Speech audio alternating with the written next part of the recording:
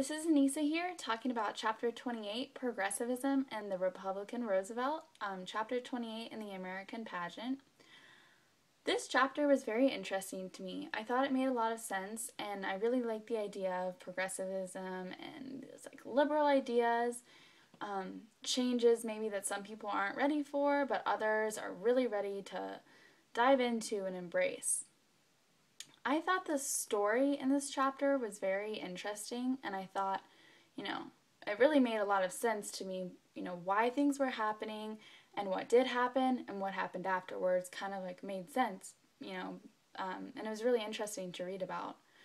One of the things that, was pretty clear, but I thought was really cool is how the muckrakers were writing about all these, like, semi-controversial ideas that maybe not everyone was ready for. Writing about things just in general that people maybe hadn't embraced yet or were thinking about, but then in the end, some of those things did get changed.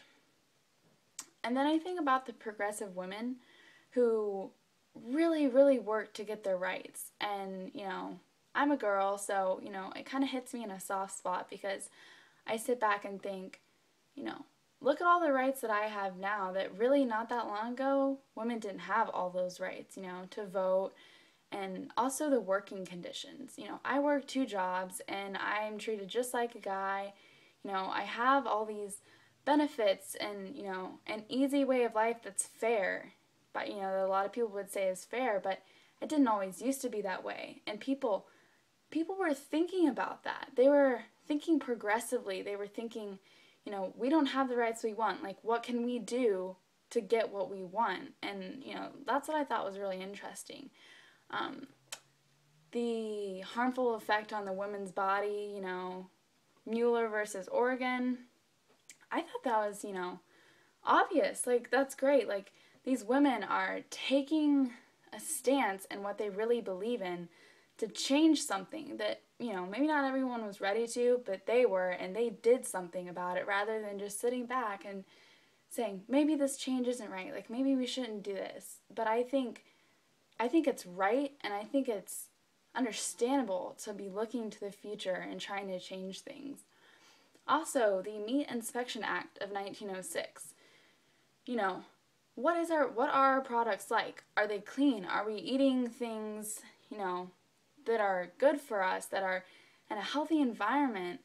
And I think it just makes a lot of sense that even today, the Food and Drug Administration, we're watching over all the things we do to create a better life for the people of America and the United States citizens. It really makes me appreciate what I have, and it makes me understand why things are the way they are now. Because in in another time, not that long ago, things weren't always, great for everyone, but people changed change things so that it could be better for them, not only for them, but for their families and their children.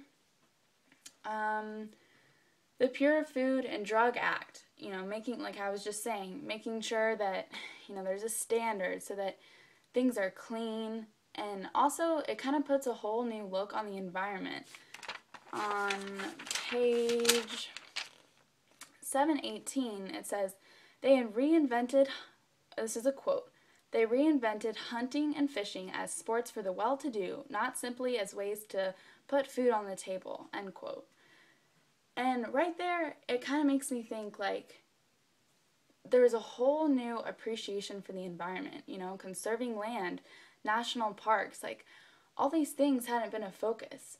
But it's almost like the United States was kind of like breathing, like relaxing, settling in and understanding, some type of good way of life, I think that's definitely like kind of a main idea throughout this chapter is how can we make our lives better? What can we do to fix it? And I think conserving land and, making all these national parks and these acts and, all these things that, we are doing to improve people's lives might seem simple, but now, couple years later, not really that long ago, it really has improved our life, and we can go to a place that's not developed, that's beautiful, and just, sit back, and it really makes me reflect on, you know, reflect on how things are and why they are the way they are. And I really appreciate it. And I just think that it makes sense why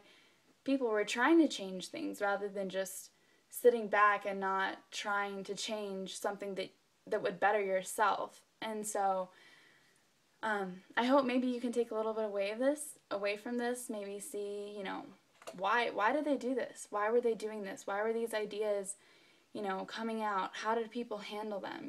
To me, it makes a lot of sense. And by reading this chapter, it kind of solidifies all these ideas going on and how they happened. And it's just so cool that we are able to point out, okay, this is what's wrong.